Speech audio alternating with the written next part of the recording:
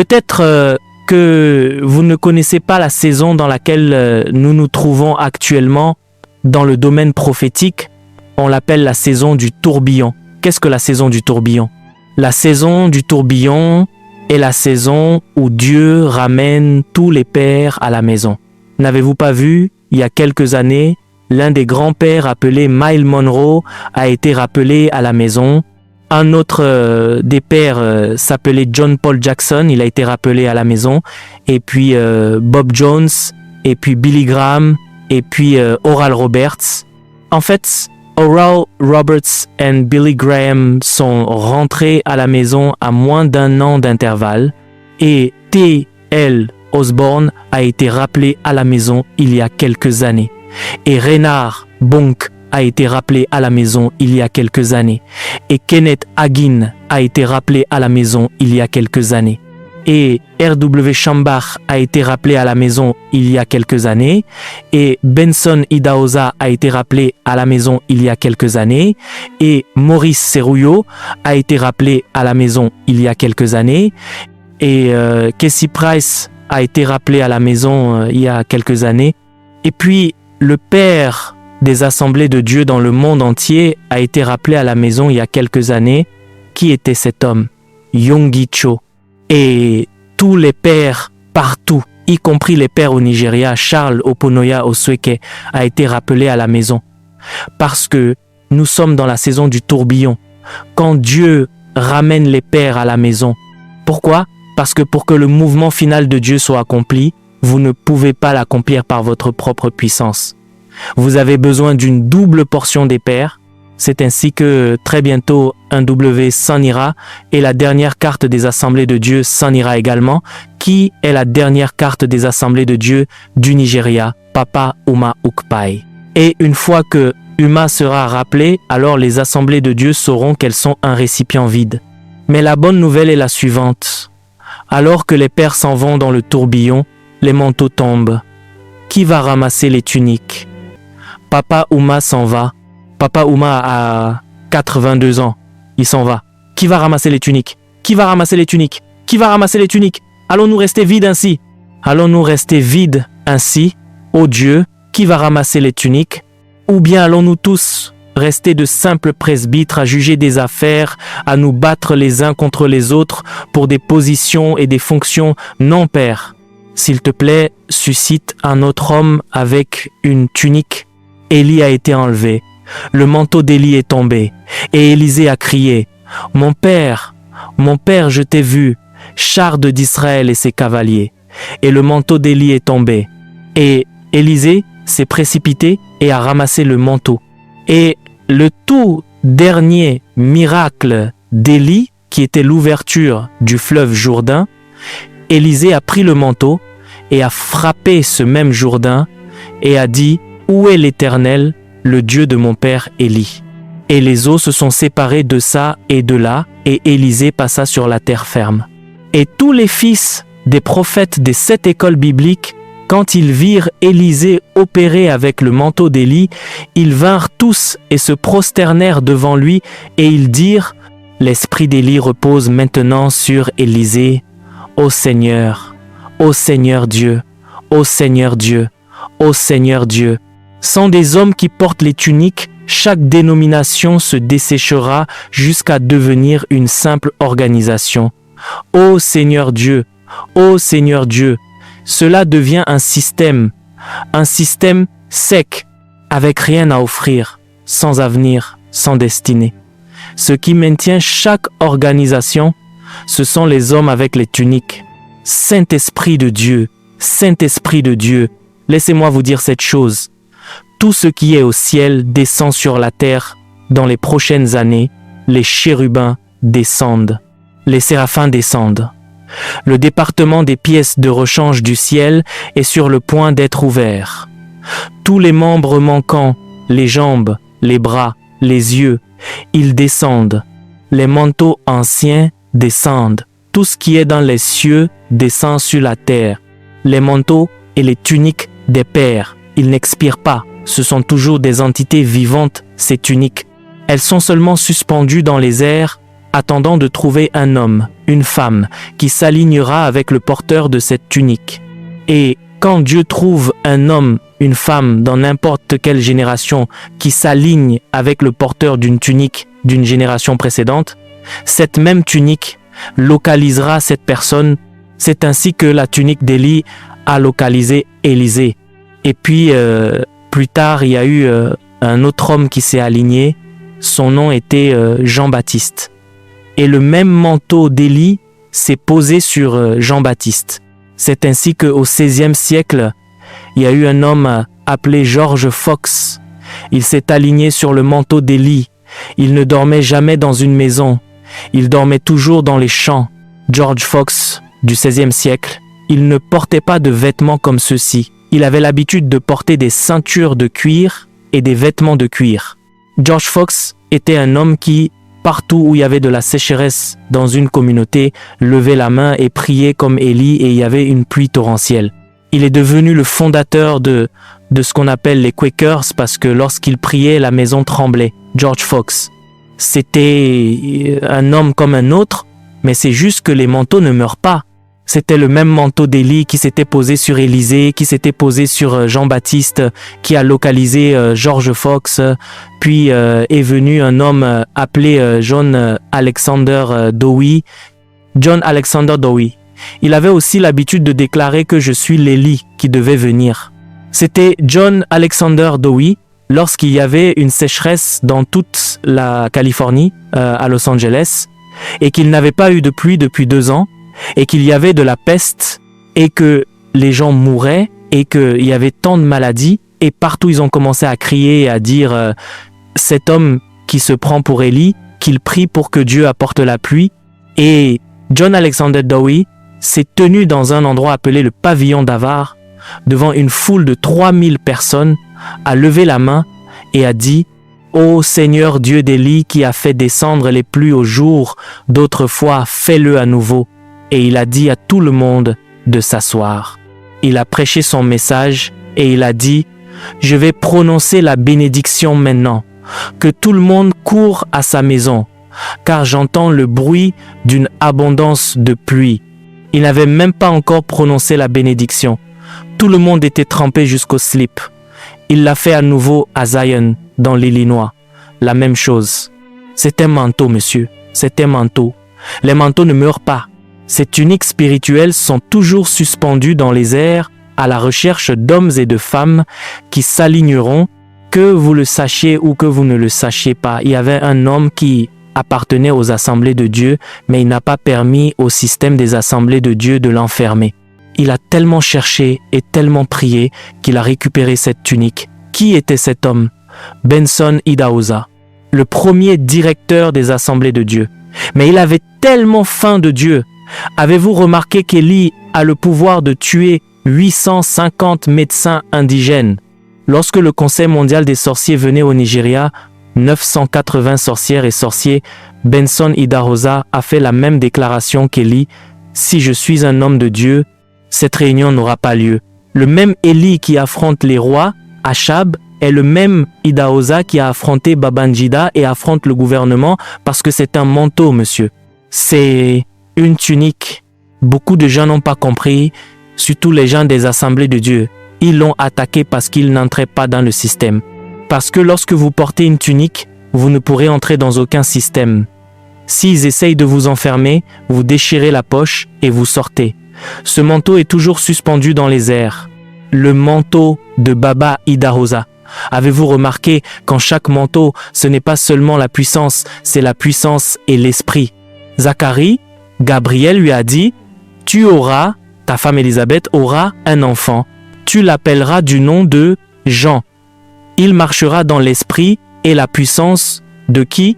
D'Élie. » Non pas dans l'esprit et la puissance de Dieu, c'est l'esprit et la puissance d'un homme qui a opéré sur la terre auparavant. Et lorsque vous portez de tels manteaux, vous portez aussi leurs idiosyncrasies et leurs faiblesses. Avez-vous remarqué qu'Élie a une faiblesse? Quelle est sa faiblesse? Il peut devenir très en colère, et s'il devient en colère, que Dieu vous aide. Donc si je suis un homme de Dieu, que le feu descende et consume tout ce capitaine et le soldat. Quand ce manteau est venu sur Élisée, le même tempérament de feu. Quand 42 jeunes enfants se moquaient de lui en l'appelant le chauve, il a dit « Si je suis un homme de Dieu, que Dieu envoie un ours et qu'il les achève. » C'est la même colère qui est venue sur Jean-Baptiste lorsqu'il a dit à tous les soldats et aux scribes « Race de vipères, qui vous a appris à fuir la colère à venir ?» C'est le même manteau qui était sur Jehoiada. Jehoiada est un homme fou. Oh. Si vous gaffez, il utilisera sa bouche et vous enterrera vivant. C'est un manteau, c'est un manteau. Mais les systèmes ne voudront pas que vous opériez avec un manteau. Ils vous diront que vous devez être discipliné, vous devez être contrôlé, vous devez être comme ceci. Je viens ici aujourd'hui pour susciter quelqu'un. Ah, quelqu'un doit se lever de cette maison. Amen. Puissiez-vous être cet homme, puissiez-vous être cette femme. Laissez-moi vous montrer quelque chose. Il y a une femme qu'on appelle la grand-mère du pentecôtisme. Quel est son nom? Maria Woodworth Ether. Chaque fois qu'elle se tient pour prêcher, elle s'habille toujours tout en blanc, tout comme Jean-Baptiste. Il portait une ceinture de cuir et une peau de chameau. Pourquoi? Parce que c'est le manteau de son père Élie. Élie mangeait des sauterelles et du miel sauvage. Jean-Baptiste mange des sauterelles et du miel sauvage. Lorsque vous portez le manteau d'un homme, la chose qui opère chez votre père opérera en vous. Élie a affronté le roi du pays qui s'appelait Achab et la femme du roi s'est levée pour lui couper la tête, Jézabel, et voici Jean-Baptiste qui a affronté le roi qui s'appelait Hérode. Et la femme du roi, appelée Hérodias, s'est levée et a apporté sa tête sur un plateau, parce que dans chaque manteau, la chose qui a suivi cet homme vous suivra. C'est ainsi que Maria Woodworth Ether s'habillait toujours tout en blanc. Elle était la plus grande évangéliste de guérison de sa génération. Elle a eu un problème de mariage qui l'a amenée à divorcer 2 fois. Elle avait aussi un problème cardiaque et elle est morte d'une insuffisance cardiaque.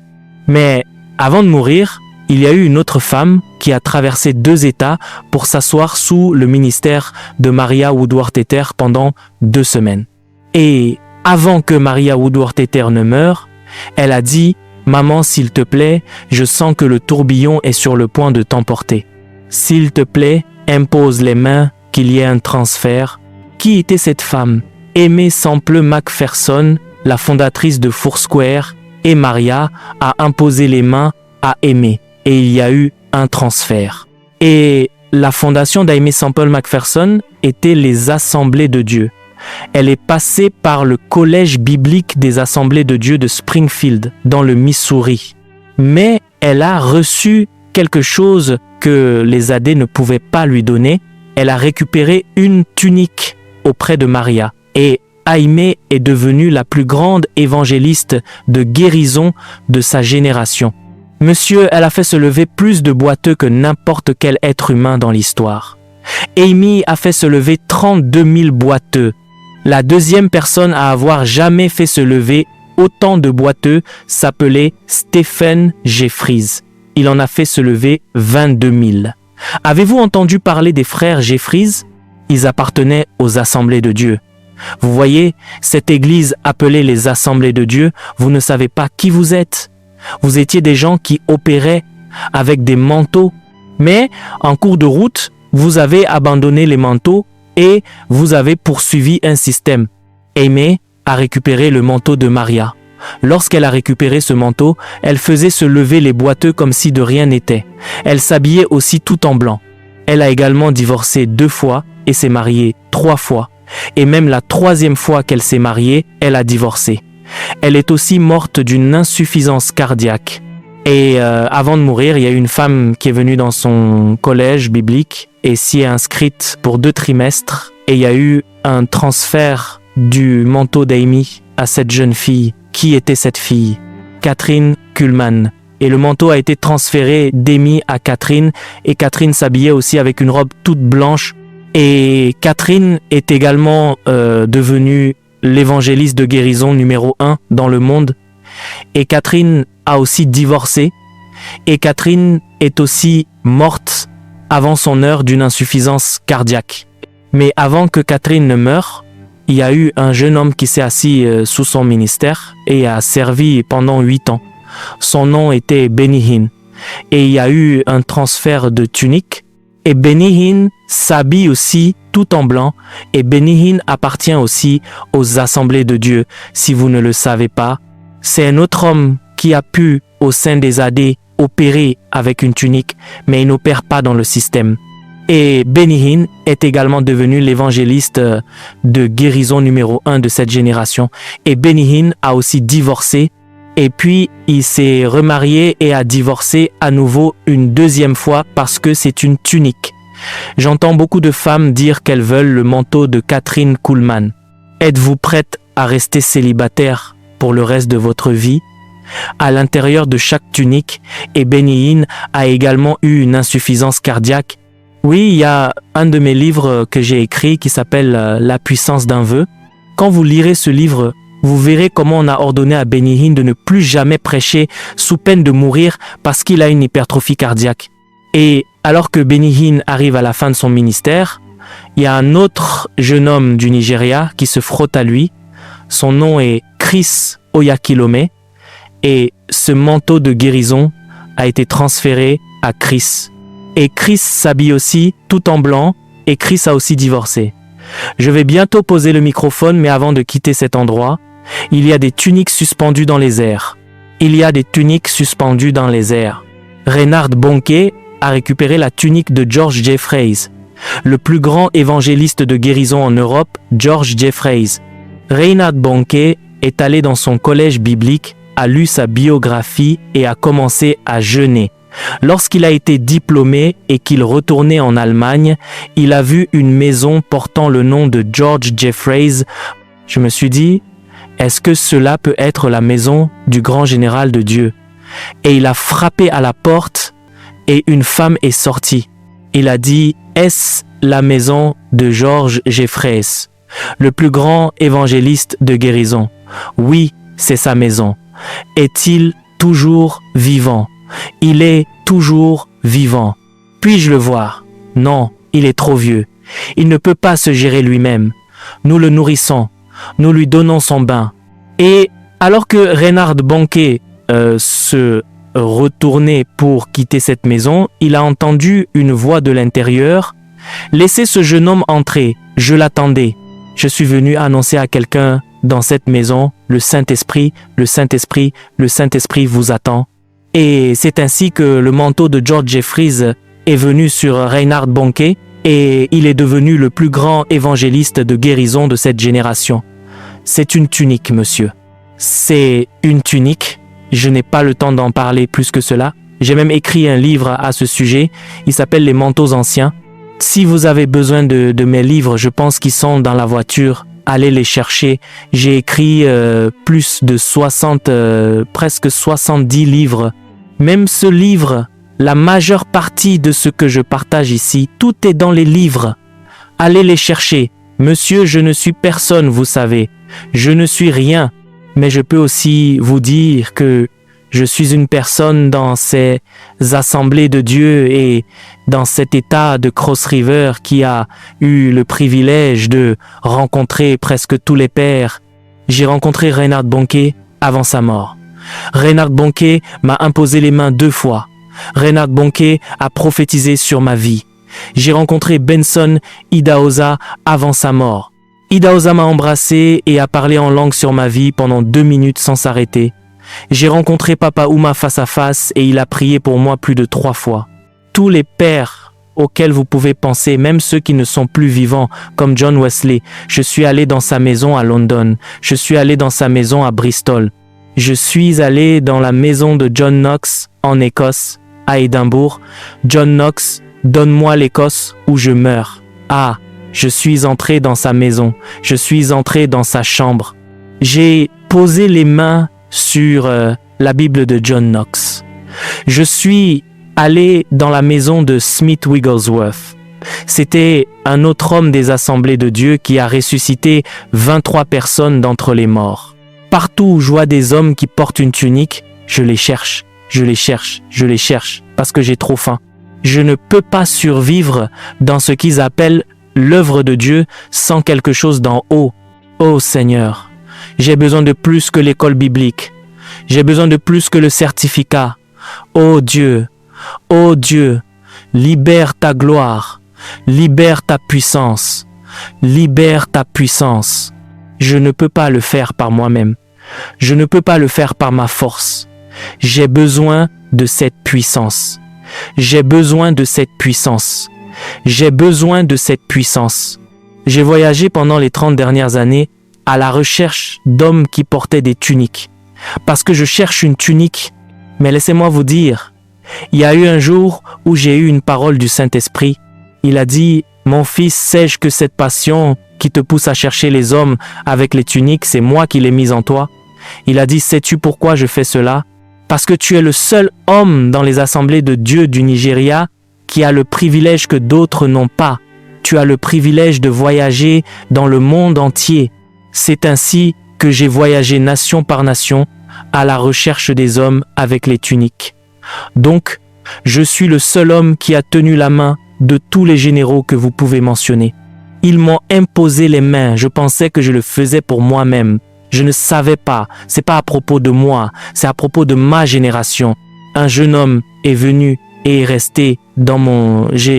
Quand vous venez à la cité de prière, nous avons ce que nous appelons le palais de prière. Votre pasteur y a été. Nous avons une maison d'hôtes de 21 chambres. Cet homme de Dieu a été là. Quand vous venez là, j'ai ma propre maison. C'est à l'intérieur du toit. Vous ne saurez pas qu'il y a un endroit là. C'est à l'intérieur du toit. Un jeune homme est venu du district d'Ikot et a dit « Révérend, s'il vous plaît, je n'ai pas d'argent pour loger. Trouvez-moi une place. » J'ai dit « Va loger dans ma propre chambre. » Je lui ai donné la clé. Il a dormi dans ma chambre et mon vêtement sacerdotal était suspendu dans le coin. Au milieu de la nuit, il avait froid et a pris le vêtement sacerdotal et s'en est enveloppé. Alors qu'il s'en est enveloppé pendant 8 heures, tous les généraux de la foi apparaissaient devant lui pendant 8 heures. Il n'a pas dormi cette nuit-là. De William Seymour à John G. Lake en passant par A.A. Allen, Jack Coe, Maria Woodworth Etter, Catherine Kuhlman, tous l'ont assis et lui ont donné un cours pendant 10 à 15 minutes. Le matin, il est venu vers moi et a dit « Révérend, qui êtes-vous? Qui êtes-vous » J'ai ri. J'ai dit « Qu'est-ce qui s'est passé ?» Il a dit « J'ai pris vos tuniques et j'ai porté vos tuniques et pendant 8 heures je n'ai pas dormi. Tous les généraux de la foi sont venus. Je suis venu vous dire « Frères, ils sont ici. Ils me suivent en fait partout où je vais. Ils sont dans la grande nuée de témoins. Chaque endroit où je mets les pieds et où je ministre dans cette dimension, ils me suivent. Et ils commencent à évaluer les cœurs des gens qui sont dans l'assemblée parce qu'ils cherchent un transfert. Ils cherchent un homme qui portera leur tunique. Regardez Catherine Kuhlman. Elle a été ici. Il y a une femme qui portera son manteau. Il y a une jeune femme. Il y a une jeune femme. Il y a une jeune femme. Il y a une jeune femme. Il y a une jeune femme qui portera la puissance de guérison, l'onction de guérison pour cette génération. Ô Seigneur Dieu, localise un homme, localise une femme avec une tunique, que quelqu'un apporte la puissance à cette génération. Où que vous soyez, levez-vous sur vos pieds. Commencez à vous connecter aux cieux. Merci d'avoir regardé cette vidéo. N'oubliez pas de télécharger notre livre Les Généraux de Dieu pour davantage connaître l'histoire de ces généraux de Dieu. C'est plus de 100 histoires inspirantes, 25 biographies à l'intérieur. Que Dieu vous bénisse abondamment.